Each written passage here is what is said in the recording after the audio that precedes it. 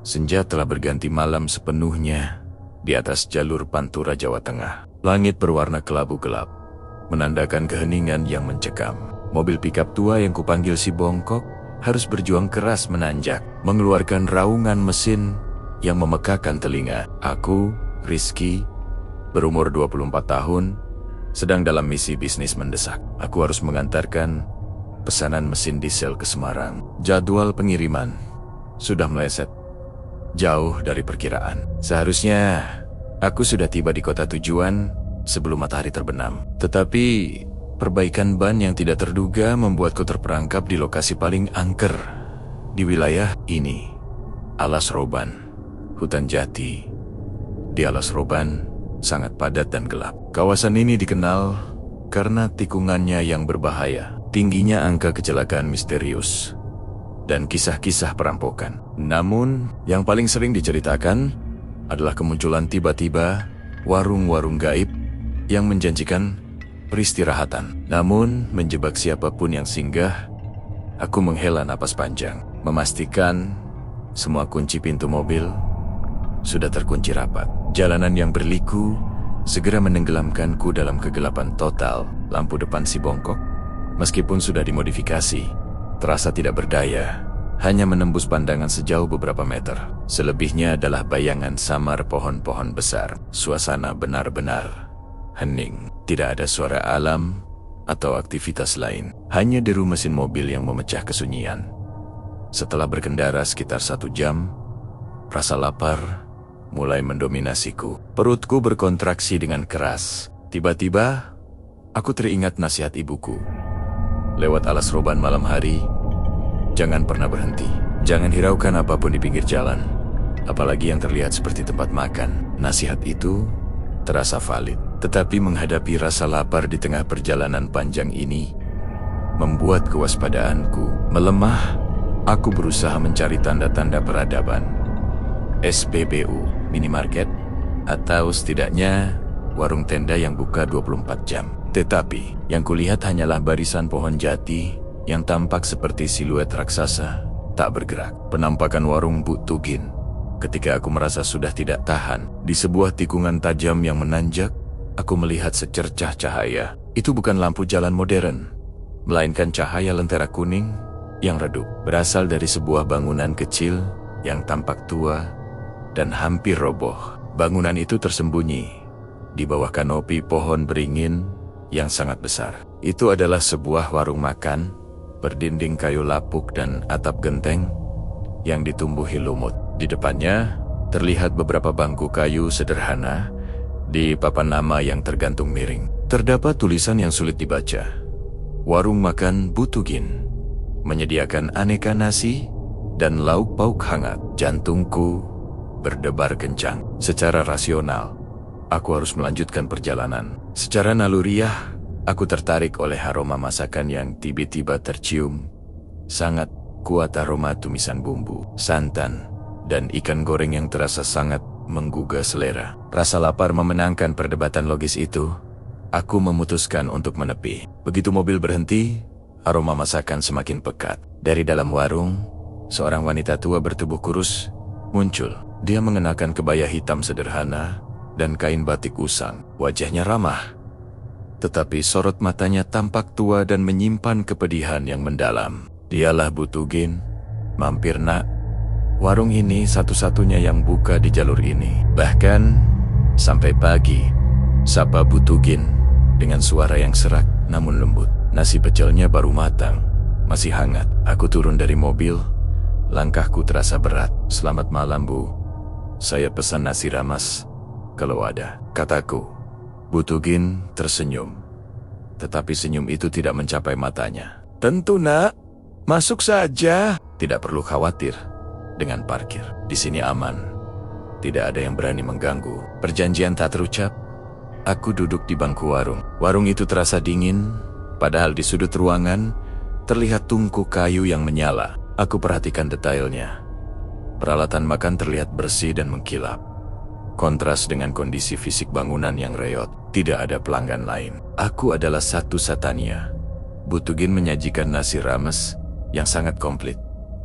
ayam goreng bumbu, sambal terasi, dan tumis daun singkong. Semuanya tampak segar dan mengepul. Aku mulai makan. Rasanya sungguh luar biasa. Kelezatan masakan itu membuatku lupa sepenuhnya pada lokasi warung yang mengerikan ini. Saat aku makan, aku mencoba mengajak Bu Tugin berbicara. Warung ini sudah buka lama, Bu? Sudah lama sekali, Nak. Sejak jalanan ini masih hutan lebat, jawabnya sambil mengelap meja dengan kain lusuh. Tapi kok sepi sekali, Bu? Tidak takut sendirian? Bu Tugin menghentikan aktivitasnya, menatapku lurus, dan tersenyum lagi. Warung ini tidak buka untuk banyak orang, Nak. Hanya untuk mereka yang terjebak dan kebetulan lewat. Sendirian? Saya tidak pernah sendirian. Selalu ada yang membantu menjaga tempat ini. Merinding. Aku buru-buru menghabiskan makananku. Aku mengeluarkan dompet. Berapa harganya, Bu? Bu Tugin menggeleng. Tidak perlu dibayar dengan uang, Nak. Ini adalah jamuan selamat datang bagi pendatang baru. Tapi ada satu hal yang perlu kamu lakukan untuk membalasnya. Aku menelan ludah. Apa itu, Bu? Tolong, Nak, katanya, menunjuk sebuah kotak kayu kecil yang diletakkan di sudut warung. Kotak itu diukir dengan simbol-simbol asim. Ambil kotak ini. Di dalamnya ada benda kecil. Jaga baik-baik. Jangan dibuka. Jangan pernah ditinggalkan. Bawalah bersamamu kemanapun kamu pergi, sampai kamu datang lagi kemari. Meskipun ragu, aku merasa berutang budi atas makanan lezat yang baru kumakan. Baik, Bu, kataku. Aku akan menjaganya. Bu Tugin mengangguk. Pergilah. Dan ingat, kamu pasti akan kembali ke tempat ini. Aku mengambil kotak kayu itu. Kotak itu terasa dingin dan sangat berat, membuat telapak tanganku gemetar. Aku bergegas masuk ke si bongkok dan langsung tancap gas. Ketika mobil melaju kencang, aku melihat spion tengah. Warung Bu Tugin tampak mengecil, cahayanya meredup dan kemudian menghilang sepenuhnya, seolah ditelan oleh kegelapan alas roban. Aku tidak menyadari bahwa janji untuk menjaga kotak kayu itu adalah awal dari rangkaian teror yang akan segera menghancurkan hidupku. Perjalanan dari alas roban menuju Semarang terasa sangat panjang. Aku tiba di gudang klien menjelang subuh. Rasa kantuk dan lelah segera menyerang setelah urusan bongkar muat selesai. Hal pertama yang kuingat saat memarkir si bongkok adalah kotak kayu yang kuberikan Bu Tugin. Kotak itu yang kuletakkan di kursi penumpang terasa sangat dingin. Bahkan di tengah suhu pagi yang sudah mulai menghangat, aku mengambil kotak itu. Ukirannya terasa kasar di jari. Tetapi aku ingat betul pesan Bu Tugin. Jangan dibuka dan jangan pernah ditinggalkan. Aku memutuskan membawanya bersamaku. Setelah check-in di sebuah losmen murah di pinggiran kota, aku langsung merebahkan diri. Malam itu, tidurku tidak tenang. Aku bermimpi aneh, berada di tengah hutan yang sangat gelap. Aku mendengar bisikan-bisikan samar yang memanggil namaku, selalu diikuti dengan tawa seorang wanita tua. Aku terbangun dengan keringat dingin. Jam menunjukkan pukul 3 pagi. Aku menyalakan lampu. Pandanganku tertuju pada kotak kayu yang kutaruh di meja samping tempat tidur. Kali ini, kotaknya tidak hanya dingin, permukaannya sedikit lembab, seolah baru saja dikeluarkan dari air. Aku membersihkannya, merasa sedikit panik. Aku mulai merasa benda ini bukan sekadar souvenir aneh. Keesokan harinya, aku menyelesaikan semua urusan bisnis dengan cepat. Aku berencana langsung pulang ke Jakarta, menghindari alas roban secepat mungkin. Namun, dalam perjalanan menuju terminal bus untuk mencari tiket kembali, aku memutuskan meninggalkan si bongkok di Semarang untuk diurus nanti. Kejadian aneh mulai intensif. Aura negatif dan reaksi orang lain saat aku berada di warung makan ramai di dekat stasiun. Aku membawa serta kotak kayu itu, menyembunyikannya di dalam ransel. Tiba-tiba, seorang ibu pedagang yang sedang menyajikan minuman padaku mundur 2 langkah. Wajahnya pucat. Mas, maaf, benda apa yang Mas bawa? Aura di sekitarnya gelap sekali, bisik ibu itu. Matanya melirik ke arah ranselku dengan ketakutan. Aku berusaha bersikap tenang. Oh, ini hanya kotak biasa, Bu. Mungkin saya yang sedang kelelahan. Ibu itu menggeleng. Tidak yakin. Bukan lelah, Mas. Saya sudah lama berdagang di sini.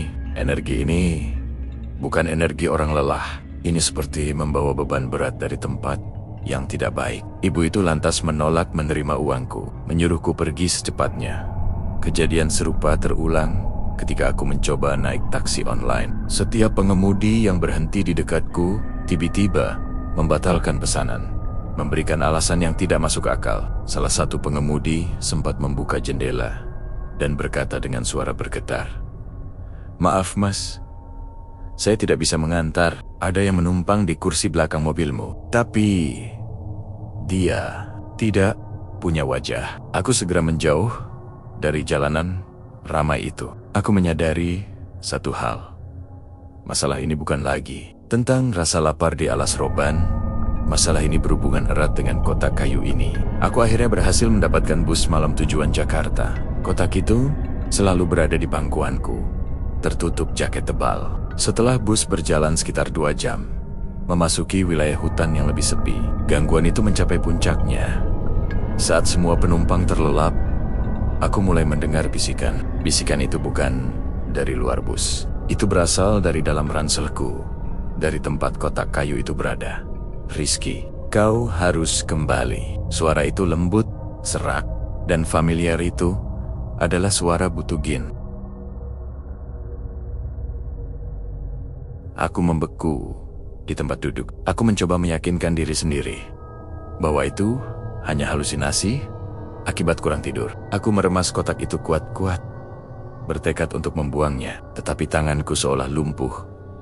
Kemudian, aku melihat bayangan. Bayangan itu muncul di jendela bus yang gelap, memantul dari permukaan kaca. Itu adalah siluet seorang wanita tua, berdiri di kegelapan di luar sana, seolah-olah berlari seiring dengan kecepatan bus. Bayangan itu tinggi, kurus, dan mengenakan sanggul. Setiap kali aku mengedipkan mata, bayangan itu semakin mendekat, hingga aku bisa melihat detailnya. Wajahnya kabur, tetapi matanya bersinar merah redup, seperti bara api. Aku menutup mata kuat-kuat, mencoba berteriak, tetapi suaraku tercekat di tenggorokan. Aku menarik napas dan membuka mata lagi. Bayangan itu hilang. Aku melirik ke belakang. Kursi kosong di belakangku terasa sangat dingin. Aku menunduk dan melihat celah kecil di bawah kursi. Dari sana, kulihat sepasang kaki tanpa alas kaki, kotor, dan kuku yang panjang. Seolah-olah seseorang sedang berdiri tepat di belakangku. Padahal, kursi itu kosong. Kepanikan absolut menyelimutiku. Kotak kayu itu bergetar dalam genggamanku, dan bisikan Butugin berubah menjadi perintah yang mendesak. Benda itu milikku. Bawa kembali ke alas roban. Aku tahu sekarang kotak ini bukan hadiah. Ini adalah jangkar yang mengikatku pada tempat terkutuk itu. Aku harus segera mencari tahu apa isi kotak ini dan bagaimana cara memutus ikatan dengan warung gaib itu, sebelum kegilaan ini benar-benar menghancurkanku.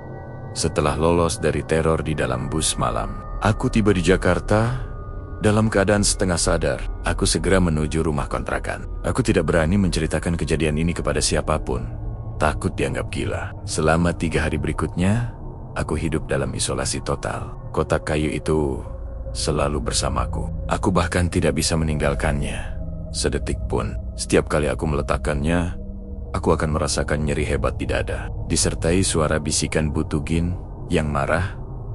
Aku tahu satu hal, aku harus membuang benda ini.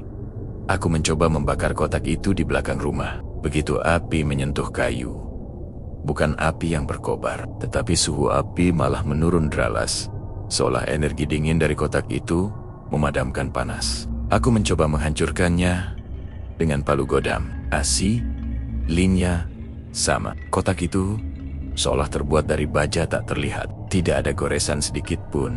Putus asa, aku menelepon Pak Broto, seorang kenalan ayahku yang dikenal memiliki pengetahuan luas tentang hal-hal supranatural. Tinggal di pinggiran kota. Aku tidak menyebutkan alas roban, hanya mengatakan bahwa aku membawa benda pusaka yang membawa sial. Pak Broto setuju bertemu. Begitu aku tiba di rumahnya, Pak Broto langsung pucat pasi saat melihat ransel yang kubawa. Kau membawa benda yang sangat kotor. Rizky, katanya. Suaranya tercekat, energinya seperti rawa yang gusuk dan tua. Ini bukan pusaka. Ini adalah penarik jiwa. Pak Broto memberiku sebilah keris kecil dan sebuah mangkuk berisi air yang sudah didoakan. Jangan dibuka kotak itu. Benda di dalamnya tidak ingin kau lihat. Tetapi ia ingin kau kembali. Ini adalah jimat pengikat, Rizky, satu-satunya. Cara memutusnya adalah dengan mematahkannya. Tapi saya sudah mencoba menghancurkannya. Pak, tidak berhasil. Jelas ku panik. Menghancurkan fisik tidak berguna. Kau harus menghancurkan ikatannya. Balas Pak Broto. Lihatlah simbol yang terukir di sana. Itu adalah lambang pemanggil. Kau harus mengubah niat benda itu. Pak Broto menyuruhku melakukan ritual aneh. Meletakkan kotak itu di antara dua lilin putih yang menyala dan meneteskan darahku sendiri ke atas kotak tersebut sambil membaca doa-doa yang dia ajarkan. Ritual ini harus dilakukan pada tengah malam. Melihat isi kotak, aku kembali ke rumah. Menjelang tengah malam, aku menyiapkan semua yang disuruh Pak Broto. Jantungku berdebar sangat kencang. Ini adalah pertaruhan terakhirku. Jika ini gagal, aku harus kembali ke alas roban seperti yang diminta Butugin. Tepat pukul 12 malam, aku memulai ritual itu. Setelah meneteskan darahku ke permukaan kotak, simbol-simbol ukiran di kotak itu tiba-tiba bersinar merah. Kotak itu bergetar hebat di lantai. Suara bisikan Butugin yang marah kini terdengar seperti teriakan tajam di telingaku. Jangan sentuh. Tuh. Kau sudah berjanji. Lilin di samping kotak padam seketika. Dan seluruh rumah terasa gelap dan sangat dingin. Namun, efek yang lebih mengejutkan terjadi. Kayu penutup kotak itu, yang selama ini tidak bisa dibuka, tiba-tiba bergerak. Perlahan, penutupnya bergeser ke samping, seolah ditarik oleh kekuatan tak terlihat, melawan rasa takut yang luar biasa. Aku mendekat dan mengarahkan senter ponsel ke dalam kotak. Isi kotak itu sangat sederhana, namun mencekam. Di dalamnya terbungkus kain kafan yang sudah menguning. Terdapat dua benda kecil. Satu helai rambut berwarna putih kusam dan satu ruas tulang jari manusia yang telah mengering. Tulang itu diikat dengan benang merah yang sangat tipis. Saat pandanganku fokus pada isi kotak, aku merasa seperti disambar petir. Sebuah ingatan aneh muncul di benakku. Sangat jelas. Bukan milikku. Aku melihat bayangan Butugin di masa muda. Dia tampak cantik, tetapi penuh kesedihan. Berdiri di samping jalanan sepi, sambil menangisi sesosok mayat. Dia bersumpah akan membuat jalanan itu ramai dengan korban jiwa, menggunakan benda-benda dari mayat itu sebagai pemanggil dan pengikat. Aku menyadari bahwa yang kulihat adalah kilas balik tentang asal-muasal warung gaib tersebut. Tulang itu adalah media utama, dan rambut itu adalah pengikatku pada Butugin. Aku bukan hanya membawa jimat, aku membawa sisa ritual tumbal yang mengerikan. Tiba-tiba, udara di kamar kontrakan terasa sangat berat. Lampu kembali menyala, tetapi sinarnya menjadi merah darah. Di hadapanku, Butugin muncul. Tidak lagi mengenakan kebaya tua, tetapi sosoknya kini tinggi, kurus, dan mengerikan. Wajahnya dipenuhi amarah yang membara. Kau telah melanggar janji, Rizky. Suaranya menggema, memecahkan kaca jendela. Kau berani mengintip rahasia warungku. Dia melayang ke arahku. Kukunya yang panjang dan hitam teracung. Puncak konflik telah tiba. Kehadiran Butugin di tengah ruang kontrakan terasa seperti hantaman energi dingin yang mematikan. Dia bukan lagi wanita tua yang ramah. Ia adalah entitas gaib yang penuh dendam. Matanya bersinar merah dan wujudnya bergetar, memancarkan aura kegelapan yang pekat. Kau pikir bisa lari dengan bagian dari diriku? Teriaknya dengan suara yang menusuk telinga, menyebabkan benda-benda di ruangan itu bergetar. Hebat, benda itu adalah ikatan. Kau harus membawanya kembali, atau kau akan menjadi tumbal selanjutnya. Aku mundur, terpojok ke dinding. Rasa takutku bercampur dengan adrenalin. Aku meraih keris kecil dari Pak Broto yang tergeletak di lantai. Aku tidak pernah membuat janji itu. Balasku, mencoba mempertahankan suara agar tidak bergetar. Kau menjebakku. Butugin tertawa. Tawa yang kering dan mengerikan, seperti gesekan batu nisan. Setiap orang yang makan di warungku membuat janji tak terucapkan. Kau menikmati jamuanku. Kau menerima pengikatnya. Sekarang kau harus membayarnya. Dia menerjang. Aku merasakan hembusan angin yang sangat dingin, bau tanah basah, dan darah kering yang menusuk hidet. Secara naluriah, aku mengayunkan keris kecil itu ke arahnya.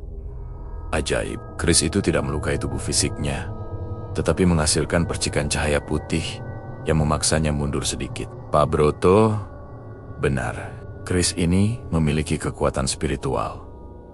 Butugin berteriak kesakitan. Jauhkan benda itu. Kau tidak tahu apa yang kau lawan. Melihat keris itu efektif, aku sadar bahwa kunci untuk mengalahkannya adalah menghancurkan benda yang ada di dalam kotak. Tulang jari itu adalah sumber kekuatannya. Rambut itu adalah pengikatku. Menghancurkan jangkar gaib sambil menahan seranggan-seranggan bayangan yang dilemparkan Butugin. Aku merangkak menuju meja tempat kotak kayu terbuka berada. Energi negatif di sekitar kotak itu sangat kuat. Aku merasa seperti ada 100 jarum yang menusuk kulitku.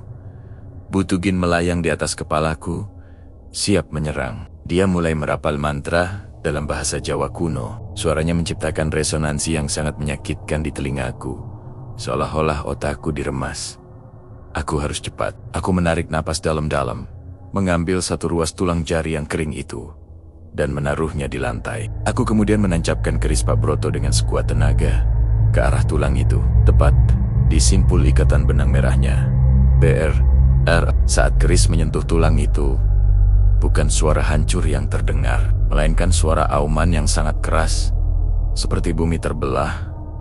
Butugin menjerit histeris. Wujudnya yang tadinya padat, kini mulai berkedip dan memudar. Dia tampak kesakitan yang tak terhingga. Tidak, jangan. Itu adalah diriku. Itu adalah perjanjianku, teriak Butugin, mencoba meraih tulang itu, tetapi tangannya hanya menembus udara. Aku mencabut keris itu, dan dengan tangan gemetar, meraih batu bata yang sebelumnya kugunakan untuk ritual. Dengan tekad bulat, aku menghantam tulang jari itu berkali-kali. Aku harus menghancurkan media fisiknya. Praka. Akhirnya, dengan hantaman terakhir, tulang jari itu hancur menjadi serpihan debu. Bersamaan dengan itu, benang merah yang mengikatnya putus. Hatiga pelepasan, hatiga saat debu tulang itu menyebar di udara. Teriakan Butugin mencapai puncaknya. Sosoknya meledak menjadi pusaran asap hitam tebal yang berputar-putar di langit-langit kamar. Bau anyir darah dan kemenyan tua tiba-tiba memenuhi ruangan. Kau akan menyesal. Kau akan kembali ke tempat itu. Suaranya melemah, terdengar jauh, seolah ditarik paksa. Asap hitam itu perlahan-lahan tersedot keluar jendela, menuju ke arah barat, kembali ke tempat asalnya. Alas roban, keheningan kembali. Kamar kontrakan yang berantakan, jendela yang retak, dan bau busuk yang tersisa menjadi saksi bisu pertarungan itu. Aku terbaring lemas di lantai. Napasku terengah-engah. Di tanganku, keris itu terasa panas. Aku melihat ke dalam kotak kayu. Rambut putih kusam itu masih ada, tetapi tidak lagi terikat. Kotak itu kini hanyalah kayu biasa, dingin, dan tidak memiliki aura mengerikan lagi. Aku berhasil. Ikatan gaib itu terputus. Namun, ancaman terakhir Butugin. Kau akan kembali ke tempat itu, masih menggema di telingaku. Aku tahu, warung gaib alas roban tidak akan membiarkan aku pergi dengan mudah. Masih ada konsekuensi yang harus kuhadapi. 2 hari setelah pertarungan di kontrakan, aku merasa seperti baru saja kembali dari medan perang. Secara fisik, Aku kelelahan, dan secara mental, aku trauma berat. Bau busuk dan hawa dingin yang ditinggalkan Butugin butuh waktu lama untuk menghilang. Aku membersihkan ruangan, membuang kotak kayu yang kini tak berdaya, dan mengembalikan keris kepada Pak Broto.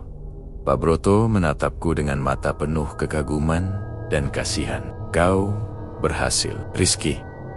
Kau mematahkan salah satu ikatan terkuat di alas roban. Warung itu menggunakan benda pusaka itu untuk menarik kembali jiwa-jiwa yang telah mereka jamu. Kau bukan hanya menyelamatkan dirimu, tapi mungkin juga jiwa-jiwa lain yang terjebak. Namun, ia juga memberikan peringatan, warung gaib itu adalah entitas yang hidup. Bukan hanya Butugin, ia dijaga oleh banyak hal. Kau telah membuat marah tempat itu, bukan hanya pemiliknya. Kau akan merasakan dampaknya. Benar saja, dampaknya langsung terasa. Walaupun bisikan menghilang, aku mulai mengalami insomnia kronis. Setiap kali mencoba tidur, aku selalu melihat kilasan visual, alas roban jalan sunyi, pohon-pohon besar, dan bayangan Butugin yang melambaikan tangan dari kejauhan. Selain itu, aku mulai dihantui oleh suara. Bukan suara Butugin, melainkan suara desahan dan isak tangis yang sangat lirih. Suara-suara itu seolah memanggil minta tolong, berasal dari tempat yang sangat jauh. Aku menyadari suara-suara itu mungkin adalah gema dari jiwa-jiwa yang terperangkap oleh warung tersebut. Jurnal warung gaib. Aku tahu, aku harus memahami apa yang sebenarnya warung Butugin itu. Aku kembali menghubungi Pak Broto. Dia menyarankan aku mencari informasi tentang sejarah pembangunan jalur Pantura lama, terutama di sekitar tahun 1970-an. Aku menghabiskan waktu di perpustakaan lama dan arsip daerah. Di sana, aku menemukan sesuatu yang mengerikan. Serangkaian laporan polisi lama tentang kasus-kasus hilangnya pedagang, supir, dan musafir di jalur alas roban. Semua kasus itu memiliki satu kesamaan. Mereka dilaporkan menghilang setelah mengatakan akan berhenti makan di warung unik di tengah hutan. Yang paling membuatku terkejut adalah sebuah artikel usang yang menjelaskan pembunuhan sadis seorang pemilik warung bernama Tuginah oleh perampok pada tahun 1973. Ia dibunuh dan dikubur bersama anaknya di bawah pohon beringin tempat warungnya berdiri. Artikel itu menyebutkan bahwa suami Tuginah yang selamat dari perampokan bersumpah akan menggunakan CCCC, jasad istri, dan anaknya untuk mendirikan warung yang abadi agar tidak ada lagi yang berani lewat tanpa singgah. Sumpah itu yang diucapkan di atas makam gelap menciptakan energi pemanggil yang kuat. Aku mengerti sekarang. Tulang jari yang kuhancurkan adalah sisa-sisa fisik Tuginah yang digunakan sebagai jangkar gaib untuk warung itu. Butugin yang kutemui adalah perwujudan roh Tuginah yang marah. Warung itu bukan sekadar ilusi, itu adalah altar tumbal yang hidup. Panggilan mendalam, semakin banyak aku tahu, semakin kuat desakan untuk kembali ke alas roban. Bukan lagi karena paksaan Butugin, melainkan karena rasa tanggung jawab yang aneh. Aku merasa harus menghentikan warung itu sepenuhnya. Suatu malam, saat aku sedang menatap peta jalur Pantura, di mana alas roban ditandai dengan lingkaran merah, aku mendengar suara isak tangis yang sangat dekat. Aku menoleh.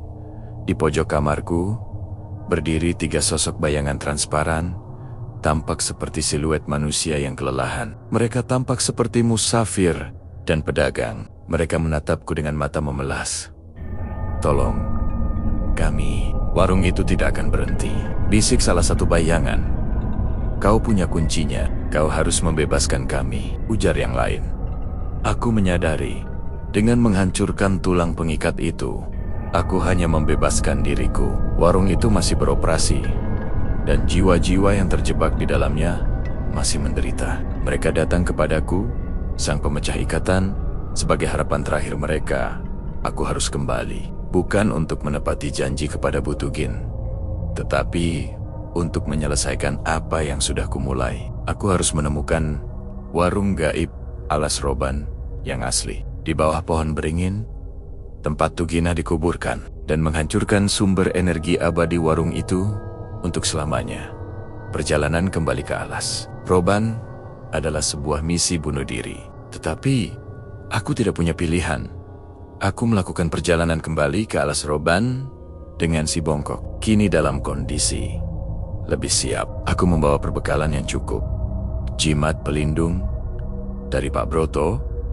Dan yang paling penting, tekad. Aku tahu persis di mana warung itu berada. Berdasarkan kilas balik yang kulihat saat membuka kotak. Perjalanan di jalur Pantura terasa berbeda. Kali ini, meskipun malam tetap gelap, rasa takutku telah berganti menjadi fokus yang tajam. Aku tidak lagi mencari warung. Aku mencari tempat warung itu seharusnya berada.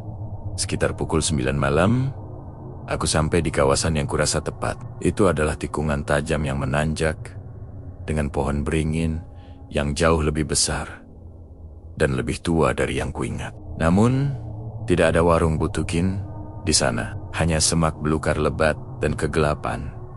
Aku turun dari mobil, membawa senter, sekop kecil, dan lilin putih yang sudah didoakan. Aku harus menemukan titik pusat energi negatif makam Tugina. Aku mulai berjalan perlahan ke dalam hutan, mengikuti energi dingin yang kurasakan. Begitu menginjakkan kaki di bawah pohon beringin raksasa, aku mendengar suara tawa yang familiar. Kau kembali, Rizky? Suara Butugin terdengar dari segala arah. Aku tahu kau akan menepati janji. Kau membawa dirimu sendiri ke sini. Tiba-tiba, di hadapanku, warung Butugin muncul. Tidak lagi reot, tetapi tampak baru, cerah, dan penuh dengan hidangan yang mengepul. Bau masakan yang sangat lezat tercium lagi, jauh lebih kuat dari sebelumnya. Ayo, nak, sudah waktunya jamuan terakhir. Butugin berdiri di depan pintu. Kini tampak muda dan cantik, seolah mengambil kembali kekuatan penuhnya. Menghancurkan altar, aku tahu itu hanya ilusi. Jebakan yang sangat kuat. Aku mengabaikan sosok Butugin dan warung itu. Fokusku adalah pada tanah di bawah pohon beringin. Tunjukkan, di mana makammu? Teriakku. Wajah Butugin berubah marah. Warung yang cerah itu kembali menjadi reot dan gelap. Sosoknya kembali menjadi hantu tua yang mengerikan. Jangan ganggu tempat istirahatku. Dia melemparkan badai pasir dan kerikil ke arahku. Aku berlindung di balik batang beringin sambil menyalakan lilin. Cahaya lilin itu, walau kecil, cukup kuat untuk menahan serangan spiritualnya.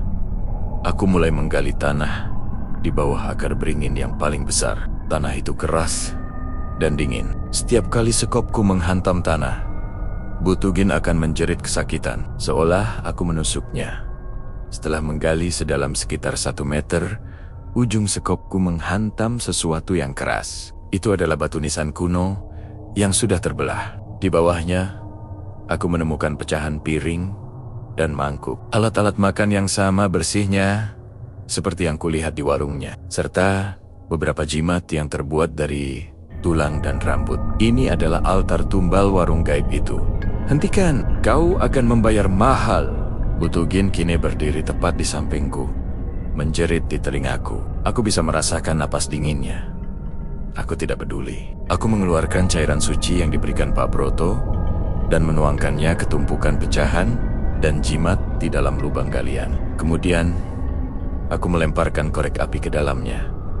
Api langsung berkobar dengan warna biru aneh, membakar pikahan-pikahan itu hingga menjadi debu.